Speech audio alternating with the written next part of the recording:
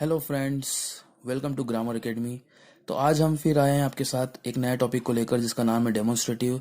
जी हाँ, ये वही डेमोन्स्ट्रेटिव है जिसने अभी तक आपको बहुत कंफ्यूज करके रखा हुआ है। तो आज हम इस कंफ्यूजन को दूर करते हैं, तो बने रहिए वीडियो के एंड तक। जैसे कि आप देख पा रहे हैं, ये 4 वर्ड्स जिन्हें डेमोन्स्ट्रेटिव कहा जाता है, जिसमें दिस दैट और धूस आता है। डेमोन्स्ट्रेटिव, इसका नाम से ही आप समझ सकेंगे कि डेमोन्स्ट का मतलब होता है किसी की तरफ इशारा करना या पॉइंट आउट करना। तो ये कंफ्यूजिंग वर्ड्स जो अभी तक आपको क्लासरूम में भी बहुत कंफ्यूज करते हैं। फॉर एग्जांपल, अगर आपके टीचर्स कहते होंगे दिस, इस दिस के बारे में बात करते होंगे तो आप ये समझते हैं, इस दिस के बारे में बात करते तो आप ये समझते हैं। बड़ा ही कंफ्यूजन है। तो ठीक है, इस कंफ्यूजन को आज हम पूरा दूर कर लेंगे। चलिए शुरू करते हैं। इन 4 वर्ड्स को हम 2 सेक्शन में डिवाइड कर सकते हैं, एक तो सिंगुलर है, एक प्लूरल है। तो ठीक है, पहले सिंगुलर की बात कर लेते हैं। सिंगुलर में आप देख सकते हैं कि दिस का यूज किया जा रहा है। Singular singular, plural plural. Singular का यूज किया जा रहा है, इसका मतलब हो गया है यह, जिसे हम हमारी लोकल लैंग्वेज में कहते हैं ये। इसे पास के लिए यूज किया जाता है। और इसी सिंगुलर में ही, मतलब एक अगर पर्सन के लिए, एक वस्तु के लिए आप अगर आप बात कर रहे हैं तो ये दैट का यूज करना है, और इसका मीनिंग होता है वह। और आप लोकल लैंग्वेज में हम लोग इसको कहते हैं वो ये दूर के लिए यूज किया जाता है।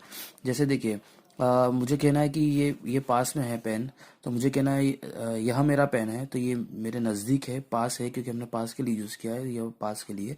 यह मेरा पेन है, दिस इज़ माई पेन।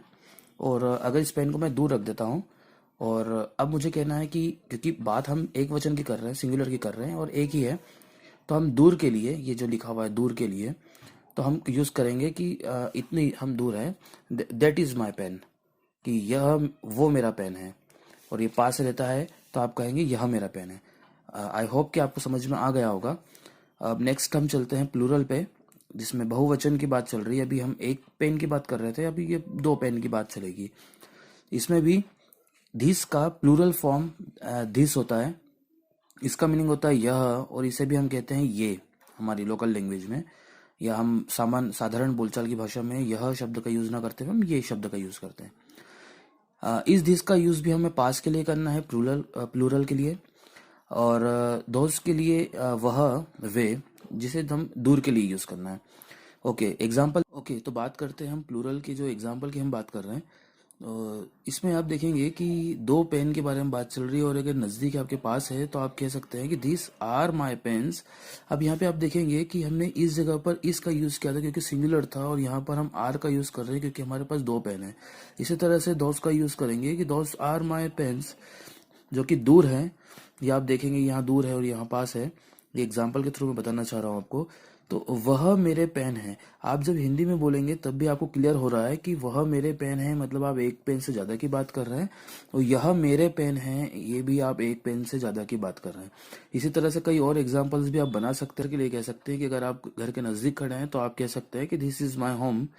और अगर आप दूर से इशारा करके आपके स्कूल के लिए बताना चाह रहे हैं तो आप कह सकते हैं कि दैट इज माई स्कूल, क्योंकि एक के बारे में बात कर रहे हैं, आप एक वस्तु के बारे में बात कर रहे हैं, एक बिल्डिंग के बारे में बात कर रहे हैं।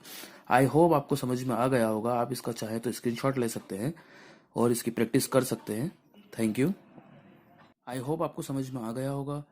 तो आप प्लीज़ वीडियो को लाइक करें, सब्सक्राइब करें चैनल को, और शेयर करें। जल्द ही हम एक नई वीडियो के साथ आपके साथ फिर से जुड़ने वाले हैं।